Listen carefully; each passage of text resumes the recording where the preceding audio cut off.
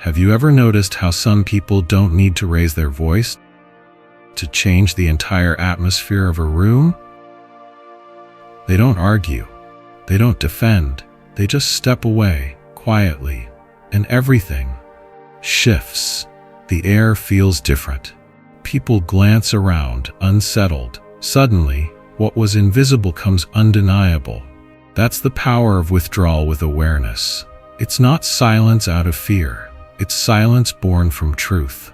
Now ask yourself, what if you stopped showing up in all the places where you're only valued for your availability? What if you chose stillness instead of scrambling for reassurance? What if you stopped answering to the noise that only calls for you when it's convenient? Not because you're bitter, not because you're angry, but because you finally realized that your energy is sacred. What happens when you stop being emotionally accessible to people who treat your presence like a habit? What happens when you disappear, not to punish, but to protect? Here's the truth few people ever say out loud.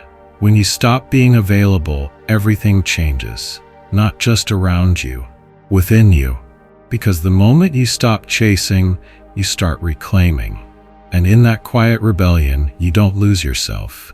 You finally come home. People don't unravel when you scream. They unravel when you go quiet. Because shouting still gives them something to hold on to. A reaction, a rhythm, a role to keep playing. But silence? Silence is unpredictable. And the human mind fears what it cannot control. You've been trained since you were small to stay emotionally available, to check in, to answer quickly, to soothe others before soothing yourself. You thought that made you kind, you thought that made you strong. But the truth is, you were taught to perform love, not protect yourself. Somewhere along the way, availability became a currency. And your worth?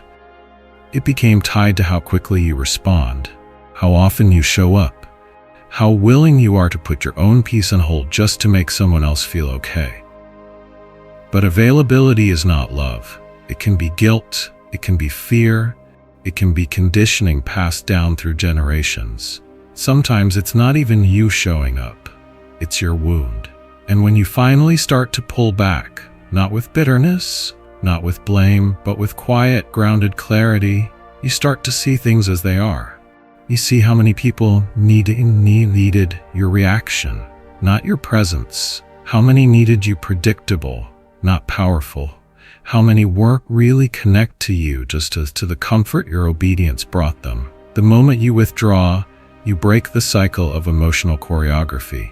The roles fall apart, the mask slips, and what's left is the truth that some people never loved you. They loved what you did for them, and when that service ends, so does the illusion. That's the collapse, not of your relationships, but of the identity that was never truly yours to begin with. After the collapse, what's left is the debris of all the roles you used to play. The smiles, the nods, the thousands of quiet concessions you never questioned until now. We don't give ourselves away all at once. We leak, bit by bit. A forced yes when we meant no. A polite reply when our soul was exhausted. A laugh that wasn't honest. A shoulder offered to someone who never offered theirs in return. These aren't acts of kindness, they're acts of erosion. And with each one, we don't just lose time, we lose presence, we lose self. What we often call connection is sometimes just emotional survival, an agreement made in silence. If I keep showing up for you, maybe you won't leave me. If I keep explaining myself, maybe I'll finally be understood. But that's not connection, that's captivity. Carl Jung said it simply, the psyche is not a machine, it is an energy system. And every thought, every reaction, every defense, it costs you. Not just mentally, not just emotionally, but energetically. On a level you can't always see, but you feel it in your tension, in your fatigue, in that deep, unspoken weariness at the end of the day when you can't explain why you're tired, but you are. That's the cost of constant emotional expenditure. And the most dangerous part? We often volunteer for it. Not because we don't know better, but because we've forgotten how to protect ourselves without guilt. We were never taught that boundaries are a form of love. We were taught that love means self-sacrifice. But if you sacrifice yourself everywhere, you will eventually disappear everywhere too. So ask yourself, gently but truthfully, are you spending your energy, or is it being stolen? One polite reply at a time.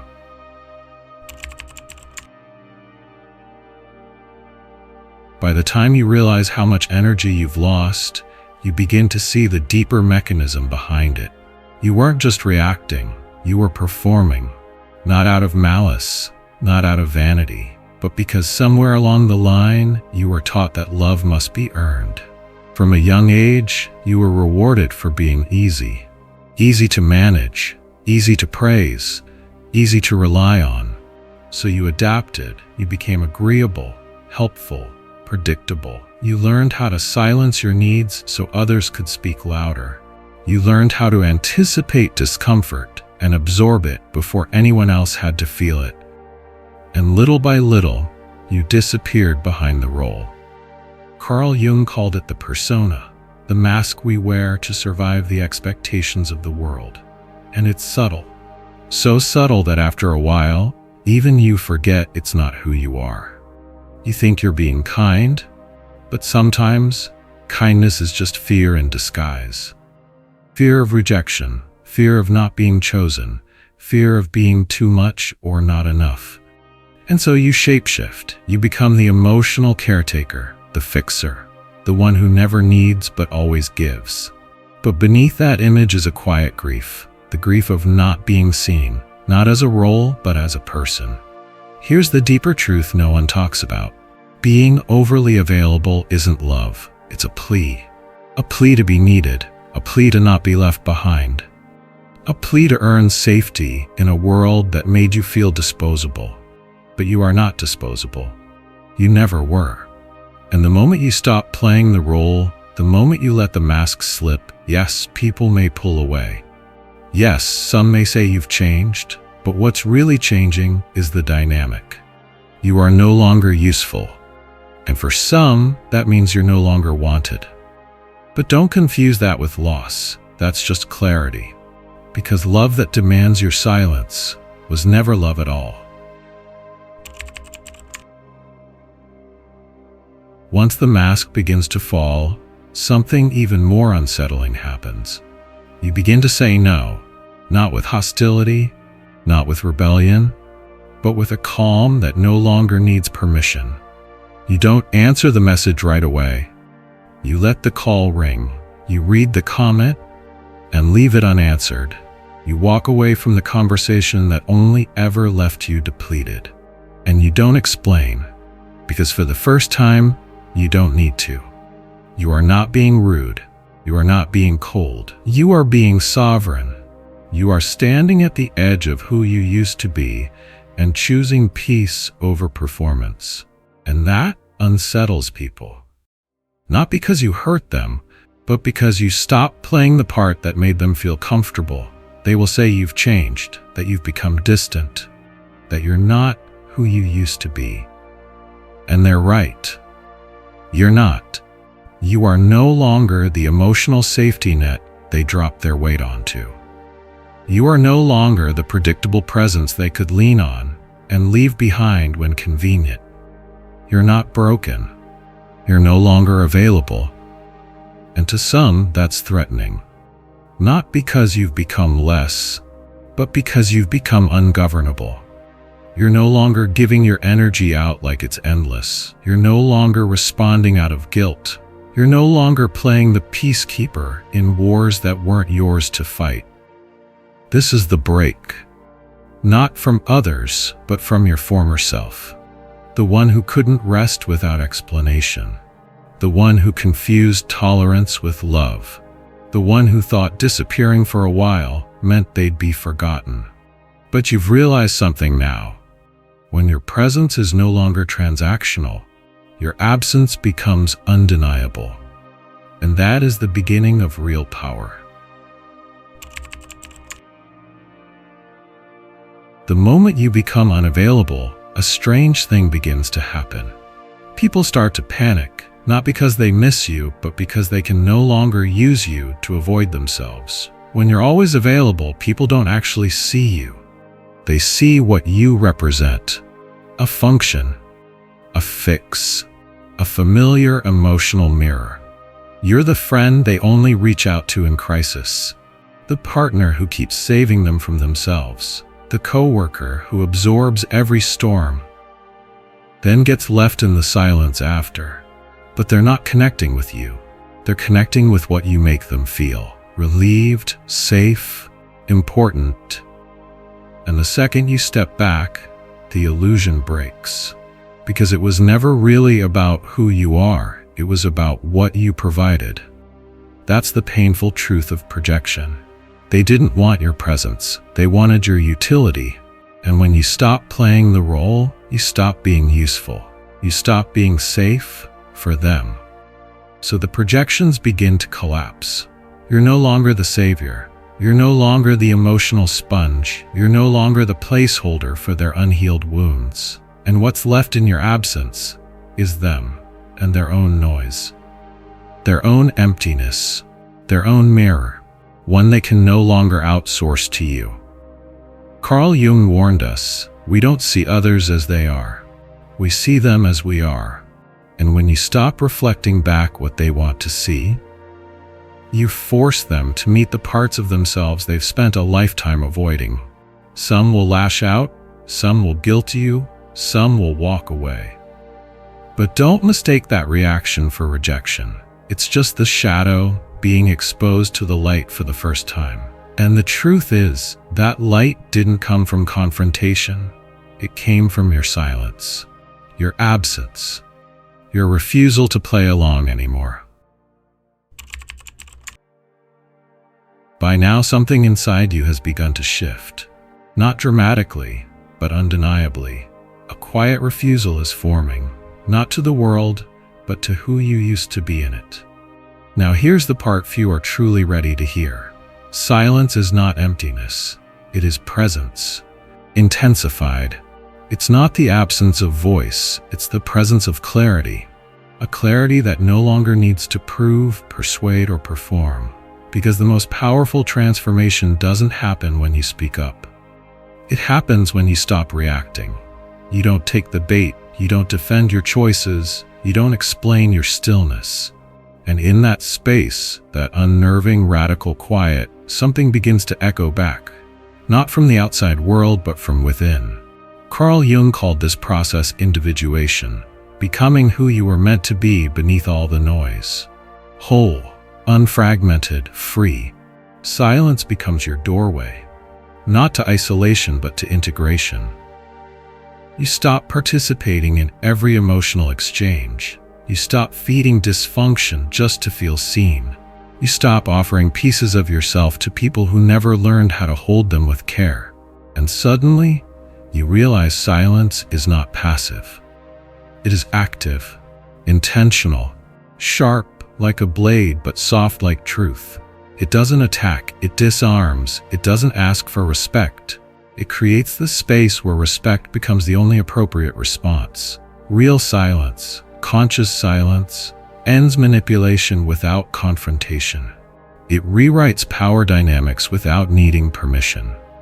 Because when you no longer react, you can no longer be controlled. You become untouchable. Not because you're guarded, but because you are finally aligned. And that is the kind of silence that speaks louder than words ever could. There's a moment, just after you begin to reclaim your space, where everything goes quiet, and the silence feels unbearable. You'll feel guilty at first, as if choosing yourself is a betrayal. As if not replying, not explaining, not attending makes you cruel. You'll question yourself. You'll second-guess the silence. You'll miss people you've outgrown. Not because you need them, but because they were part of the life you're now outgrowing. It feels like loss, but it's actually release. Then slowly, something starts to settle. Your body relaxes in ways it hasn't in years. Your breath softens. Your mind stops rehearsing imaginary conversations.